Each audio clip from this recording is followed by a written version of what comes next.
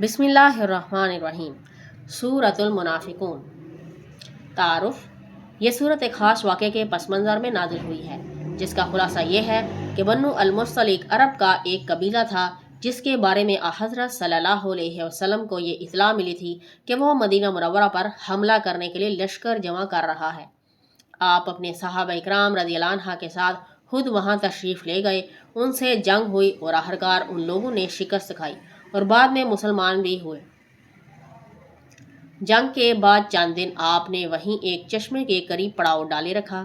اسی قیام کے دوران ایک مہاجر اور ایک انصاری کے درمیان پانی ہی کے کسی معاملے پر جھگڑا ہو گیا۔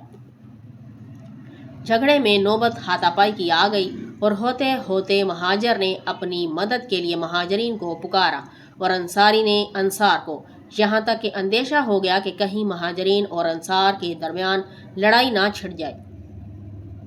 حضور اقدس صلی اللہ علیہ وسلم کو علم ہوا تو آپ تشریف لائے اور فرمایا کہ مہاجر اور انصار کے نام پر لڑائی کرنا وہ جاہلانہ عصبیت ہے جس سے اسلام نے نجات دی ہے۔ آپ نے فرمایا کہ یہ عصبیت کے بدبودار نعرے ہیں جو مسلمانوں کو چھوڑنے ہوں گے۔ ہاں، مظلوم جو کوئی بھی ہو اس کی مدد کرنی چاہیے اور ظالم جو کوئی ہو اسے ظلم سے باز رکھنے کی کوشش کرنی چاہیے۔ حضرت صلی اللہ علیہ وسلم کی تشریف آوری کے بعد جھگڑا ختم ہو گیا اور جن حضرات میں ہاتھا پائی ہوئی تھی ان کے درمیان معافی تلافی ہو گئی۔ یہ جھگڑا تو ختم ہو گیا لیکن مسلمانوں کے لشکر میں کچھ منافق لوگ بھی تھے جو مال غنیمت میں حصہ دار بننے کے لیے شامل ہو گئے تھے۔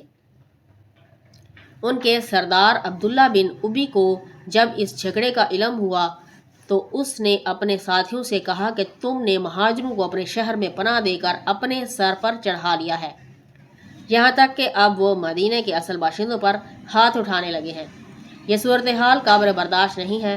پھر اس نے یہ بھی کہا کہ جب ہم مدینہ واپس پہنچیں گے تو جو عزت والا ہے وہ ذلت والے کو نکال باہر کرے گا۔ اس کا واضح اشارہ اس طرف تھا کہ مدینہ کے اصل باشندے مہاجروں کو نکال باہر کریں گے۔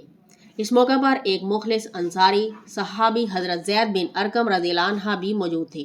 انہوں نے اس بات کو بہت برا سمجھا اور حضور اکرم صلی اللہ علیہ وسلم کو بتایا کہ عبداللہ بن ابی نے ایسا کہا ہے۔ حضرت صلی اللہ علیہ وسلم نے عبداللہ بن ابی سے پوچھا تو وہ صاف مکر گیا کہ میں نے یہ بات نہیں کہی۔ حضرت صلی اللہ علیہ وسلم نے درگزر فرمایا کہ شاید حضرت زید بن ارقم رضی اللہ عنہ کو غلط فہمی ہوئی ہے۔ حضرت زید بن ارقم رضی اللہ عنہ کو یہ رنج تھا کہ عبداللہ بن ابی نے حضرت صلی اللہ علیہ وسلم کے سامنے ان کو جھوٹا بنایا۔ اس کے بعد آپ اپنے صحابہ کے ساتھ وہاں سے روانہ ہو گئے۔ ابھی مدینہ منورہ نہیں پہنچے تھے کہ یہ صورت نازل ہو گئی جس نے حضرت زید بن ارقم رضی اللہ عنہ کی تصدیق کی اور منافقین کی حقیقت واضح فرمائی۔